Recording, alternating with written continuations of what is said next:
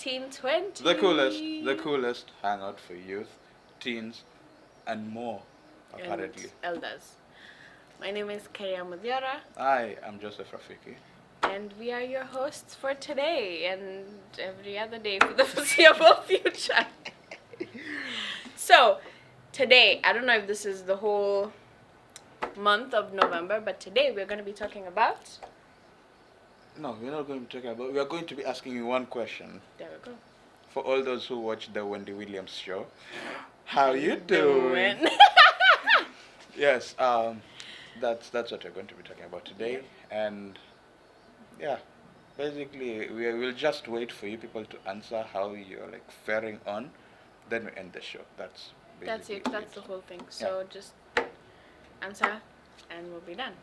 Yeah. Yep. Done? Great. Good. Okay. Thank you so much for watching. Yeah. I will see you guys next week. Bye. Okay. See ya. Next week. So, a lot of times when people ask you how are you doing, blah blah blah, it's very like surface level. I'm good, I'm fine, I'm okay, and I'm guilty of doing that. But then there's a lot of times when, especially if you're talking to someone you're really close to, you genuinely want to know how they're doing. And unfortunately for us, the way that society is set up, a lot of people aren't really good with being vulnerable. So I'll give like a personal example. For me, I remember I was in uni and I was just walking around. I think I was going to class or to eat, I can't remember. And a friend of mine was like, hey, how are you? And I'm like, oh, I'm fine. When yes. you're going to eat? Yeah. Since when? Go away. No, but he was like, how are you? And I was like, oh, I'm fine. He's like, no, I want to hear more. And I was like, oh, okay. Well, I've been doing this and I've been doing this and and he was like, oh, that's stuff that you've been doing. That's not how you are. Like, you've not actually told me how you are. You're just telling me things that you've been doing. And I was like, oh, that's a problem. And then another friend of mine, I kind of did the same thing, and they were just like, do you ever talk about your emotions without having to feel the need to explain them? And I was just like, okay, can everyone stop? Please, just stop. I don't, stop. But yeah. But yeah, as people, we have problems being vulnerable, and sometimes, yes, that does come from how you were raised. For example, if you aren't raised in a household where your emotions and how you feel are valid, and if you are raised in an African household, you can fill in the blanks. You probably just stole sugar, ran out of the house when you're supposed to be in, and sometimes your emotions didn't feel cared for. And that's not okay. Wait, how does that have anything to do with emotions? What do you literally mean? stealing sugar. No, I'm saying adding on top of that. Yeah. And so sometimes it comes from how you grew up, sometimes it comes from you were vulnerable with somebody and they misused that vulnerability. There's so many reasons why, but on the whole, a lot of people aren't very good about talking about their emotions or their feelings or what they're going through. And we've seen that cause a spike in what is now being called a mental health crisis, not just in Kenya, because there is one in Kenya, but all over the world. And I think sometimes the difference between, genuinely, the difference between someone's life or death is how are you doing. So we are going to tackle how to answer that question, and also maybe talk a little bit about like how to like ask the question and like be there for the people in your life. So. Or we are going to take examples of how people are doing. Exactly. So, our example here is, are you ready? Me, yes. Are you ready? Every single time. Tell me the book. I have mastered this Bible. Oh, Matthew chapter 14, verse 12 to 23. That's long. Enjoy. 12 to what? 23. Nani? That's 13. Nope. That math was so off. That's 11. 23 minus 12. 11. It's 11 verses. Enjoy. I said chapter 4. Chapter 14. 14. Shall we begin? Yes, you shall. Really? Really now? And the first day of the unleavened bread, when they killed the Passover, that's what you're saying, really? how can they kill a festival anyway? As in, Doesn't it mean they finished it? as in wamemaliza mchezo. Yeah. His disciples said unto him, where wilt thou that we go and prepare that thou mayest eat the Passover? You know what? I have not mastered this thing. I am absolutely wrong.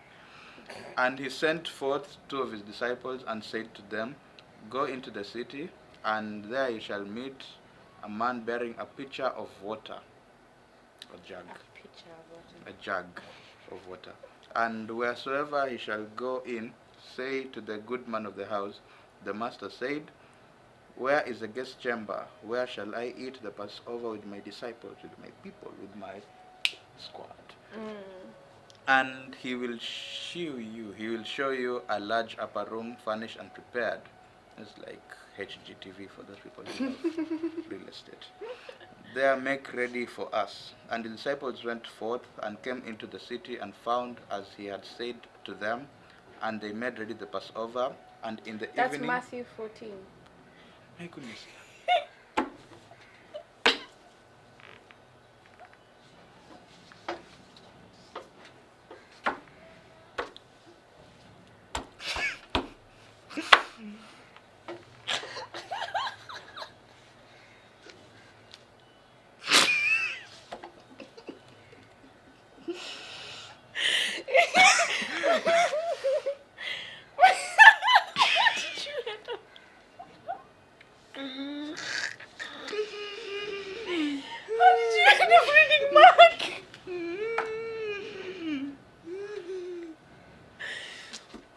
Hey, life is good. Pass your tissue. Oh wait, do I have some? Nope. Yeah, please pass your tissue. Thank you. Cause see, I was like, okay, where's this going? Where's this going? Where's this going? I thought maybe this is my the story of like God. the last time he was in Yeah. there, like the last supper, so he was like feeling emotions and stuff. But anyway, let me time reap back. Whoever is editing this, whenever I say time reap, go back. So, Nope. no, I really need Ukopoa so that I can like literally say exactly what I said. Okay, let's go. Shall we begin? So Matthew 14, 12 to 23. I have mastered this Bible. And his disciples came and took up the body and buried it, and went and told Jesus. When Jesus heard of it, he departed thence by ship into a desert place apart. A desert place, as in a place that has been deserted. No, it makes sense. So he took Or a ship. is it a desert? Took a ship to a desert. Yeah, that's what but it's just continue. And when the people heard thereof, they followed him on foot out of the cities. So wait, how? Did they walk on water? Maybe they just went to the ship. I don't know. And Jesus went forth and saw a goat and saw a great multitude, and was moved with compassion toward them, and he healed their sick. Oh, That's nice. yeah. Congrats, bruv.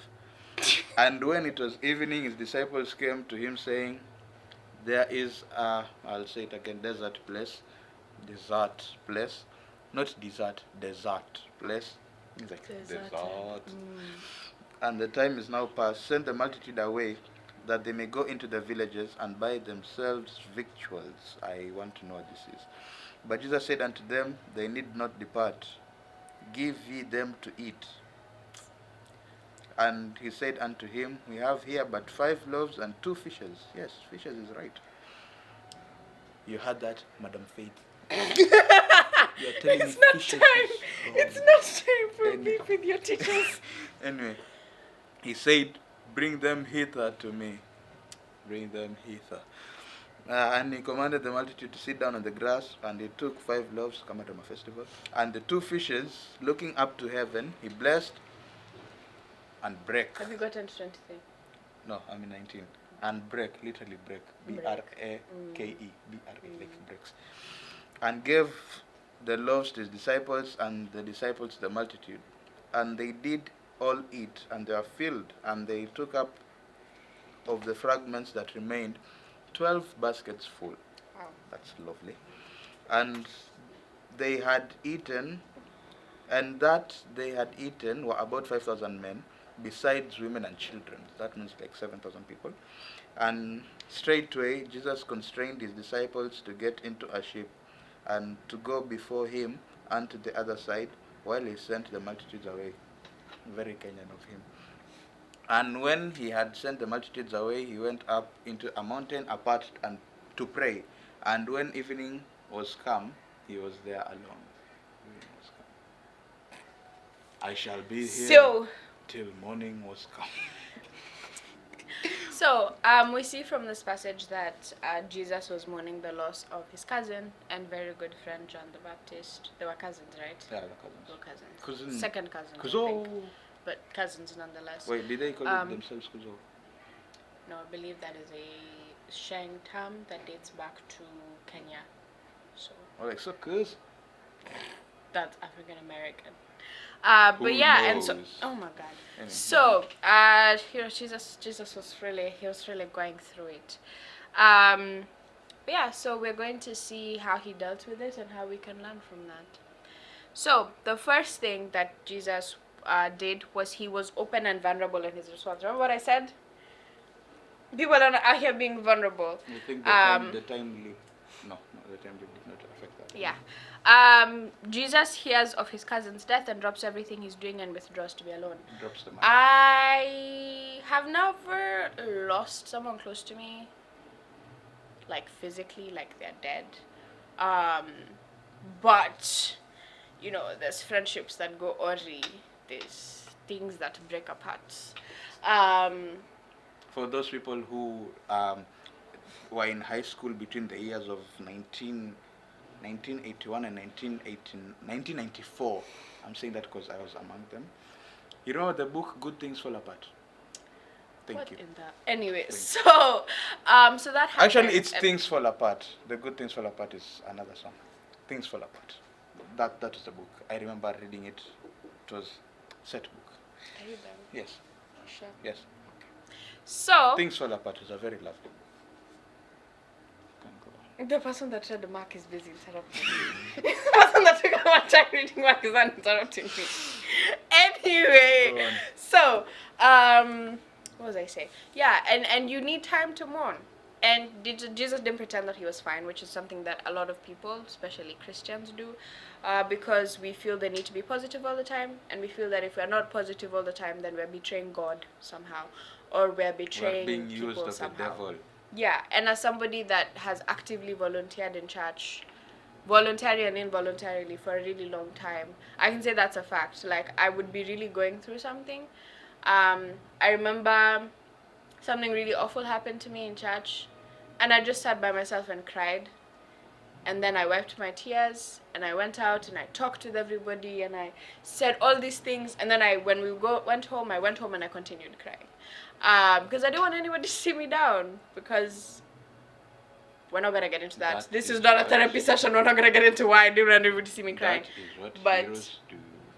Yeah, so especially with the people that you trust, because the people that are closest to you will always be able to tell.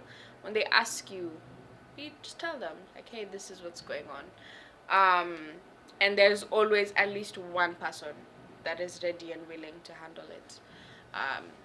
Yeah. So point number 2 is yours. Oh, point number 2 is mine. Mm-hmm. Okay. Pardon me, I was reading the wrong.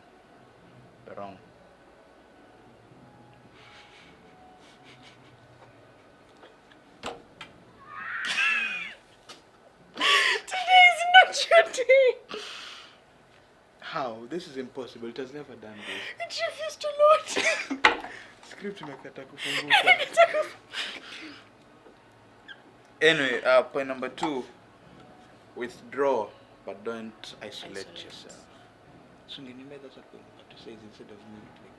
Sasa, Anyway, so here we can see that what Jesus did was, it's like he took some time off and he was like I took some time to rest. processing it. Mm-hmm.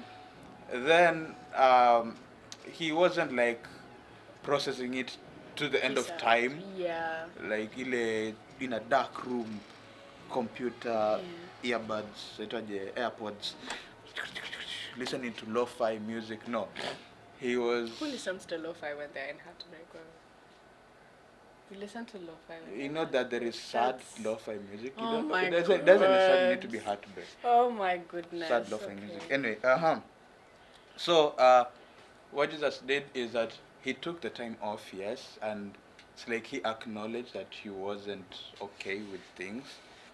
But then he went out, like he saw the other Yeah, people, and when he was people like, came, "Hi, folks." how you doing? Okay, I was like, "Hey, Jerry, hey, that cheesecake I gave you." Something like that. Hey, Rob, how's the wife and kids? Anyway, continue. Besides the point. Yeah. What should I continue? Oh, it's me. Point number 3, care and be there for others. So, being open and vulnerable here for a second. I have depression. I've had it since I was a kid. And I was watching an interview with a celebrity who also struggles with depression. And they're talking about, like, somebody asked him, well, is it like gone? And he's like, no, it doesn't go away. And I was like, yeah, it doesn't go away. And he was like, what you do is you learn to trick your brain. That's what you do. So you wake up in the morning and you go outside because vitamin D, serotonin. You try working out, whether that's like stretching or it's like doing a hit, whatever, running, walking. You work out. You drink water. You eat food. Like those are things that feed your body. Breakfast is most important meal of day. And because it's your mind that's affecting everything else, if you're able to trick your body, that inadvertently tricks your mind. And I thought you trick your mind to trick your body. If you're feeding your body and your body gets why? If you're feeding your body, and your body gets full, that without even your brain realizing it, you have sent it. You know, in Mombasa, that thing is different. So if you feed your body, you will just sit and now process things. That's what happens in Mombasa. And so for me, one thing that I found that really, really helps to either keep me out of a really dark place or to make sure I'm staying in a good place is to be around people. Is to work with people, is to talk with people. Yeah, and that's why even when because being open and vulnerable, oh God. There was a whole month, I think last year, where I didn't get out of bed. No, it was this year, where I didn't get out of bed. But I came for 1320 every single Friday. How? Impossible. Yeah. You didn't get out of bed, but you came? I didn't get out of bed. Monday, Tuesday, Wednesday, Thursday, Friday. Monday, Tuesday, Wednesday, Thursday, I was in bed. You would have said like so. I was just in bed. I thought you were in bed and at 1320 at the same time. So like, and then on Fridays I would come here because I knew that being around people, being around even people like Rafiki, was going to help me. And I would. Oh no. Following the wind. I just said that we record on Fridays. We just keep it in? Okay. And that helped a lot. That really, really helped a lot. And so now that's what I do. I trick my brain. And that's what Jesus did, in a way. I don't think he intended to trick his brain, because he's Jesus. But he, instead of staying in his withdrawal and isolation, he went and fed people. He took care of them. And so when I come here and I listen to Raf tell me about everything he's watched the last week and everything that he's learned, and I get to hear jokes and stories from everybody on the production team. And how you doing? Everybody from the production team, and we talk about movies and TV shows and just life in general. It helps me a lot. So yeah, can help for others. It takes your mind off of what's going on inside, and it kind of just focuses on the people around you and what do they need, what's going on with them, and even if it's just for a brief second, it helps. Theatrical orchestra music playing. It is the same with I. That's it. No, no, wait. I have something to say Okay, about this. say.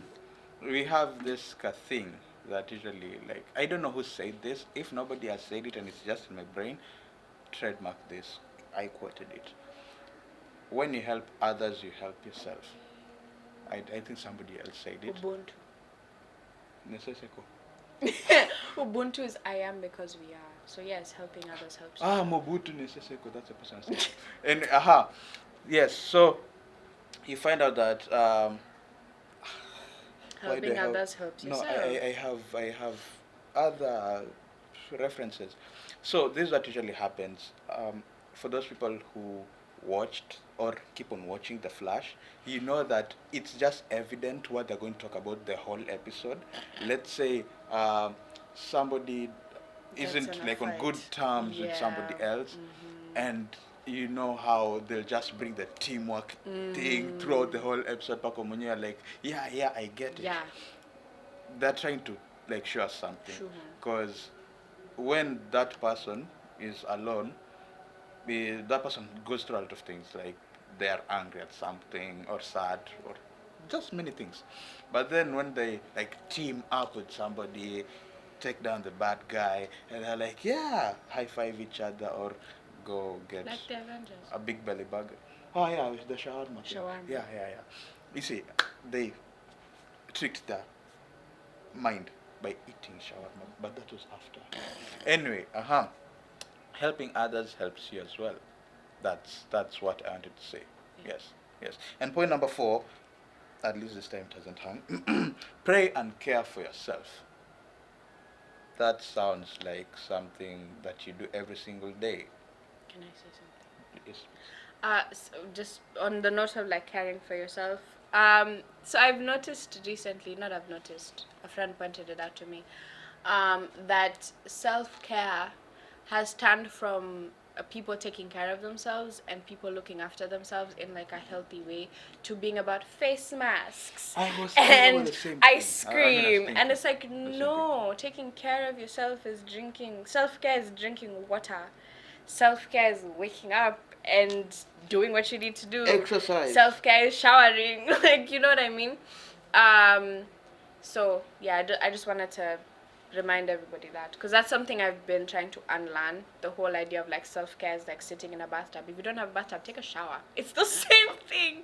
You're washing yourself, you're cleansing yourself of everything that's been going on. So yeah, self-care isn't the patented self-care with the sparkly emojis. Isn't a morning skincare routine. Exactly, because if you I'm really how do I say trying, by this? the way. I'm really No, trying. like the fact that you've gotten it, yeah. What was I saying? It's not, self-care is not just like a one-day thing.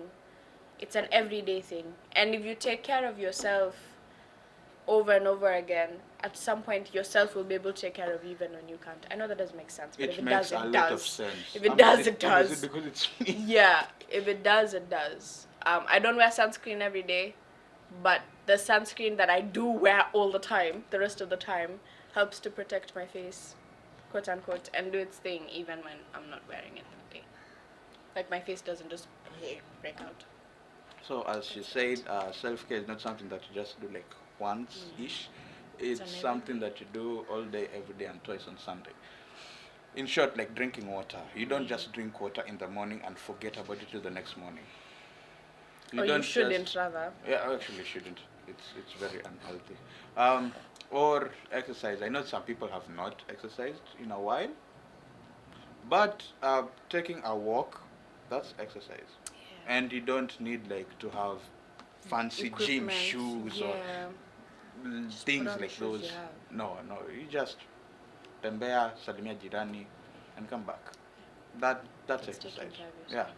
taking care of yourself and the community as well. Yeah. Because then somebody will know, like, oh, so this person can actually come to me when he needs something and blah blah blah. It's just there.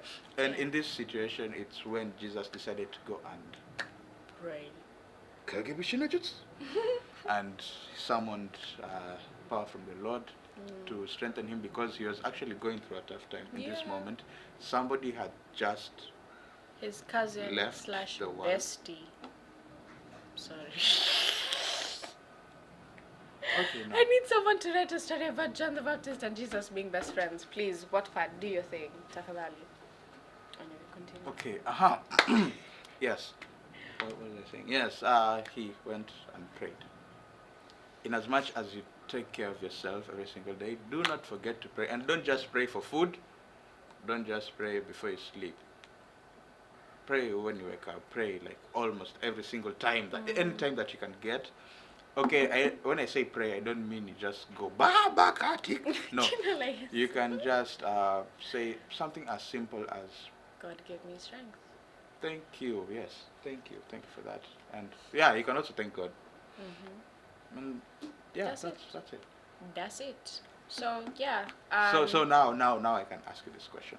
Who? Yeah. Oh, okay. How you doing? Yep. Yeah, that's it. Yeah. Also, because we've talked about now how to, I guess, be the person that's being open and vulnerable. That's all the stuff, right? When asking someone how they are, if you really wanna know, like, make sure that they know. Look at them, be like, hey, how are you doing? And then listen. I don't mean like go. How are you doing? Tell me Just or like, else. hey, how are you? If you've noticed something's off, hey, notice something's off. How are you doing? Pull them aside. Also, like that's really important. Like if you're in a crowd of people and then you pull someone aside, you're like, hey, I just want to check up on you. How are you doing? It shows the person that what's going on with them is important to you. Like you're actually taking your time. Yeah, listen. with them, and you care about their answer, and that really, really helps with people being vulnerable. So, yeah. You wanna pray? Should I? Okay. Let's bow heads and pray. Oh no, okay. You never answered. No, I was answering like yeah. I want. You did this. Yeah, like yeah. You never answered. It was an or question. Do you wanna pray or should I? And then you just put your thumbs up. You really were like this meme like what was it? Yes. Did you go there or not? Yes. It doesn't make sense. Anyway, go ahead. Okay, let's bow heads and pray. And dear Heavenly Father, thank you for this day that you've given us. Thank you that you have taken care of us, that you've brought us here. We thank you for this beautiful Friday. I pray that you bless us, even as we leave here. But I thank you, dear Lord Jesus, for 1320. I thank you that we were able to sit and that we were able to talk and just sort of discuss pretty honestly about being open, being vulnerable, to discuss dealing with pain, dealing with just stuff not going right, dealing with things that feel beyond our control. We thank you that we were able to have that conversation, and I pray that you bless each and every person that hears it. I pray that it will reach their ears and that it will provide them with a sense of meaning, that it will enable them, even as they hear it, that they will be able to learn and grow from it. Even as we learn and grow from it, I pray that you will bless both me and Raf, continue to keep us in good health and in good strength. I thank you for the whole production team behind 1320. May you bless them and take care of them as well, keep them in good health and strength. And I pray that you will continue to bless us as ICC Mombasa and continue to lead us in your will and way. In Jesus' name, amen.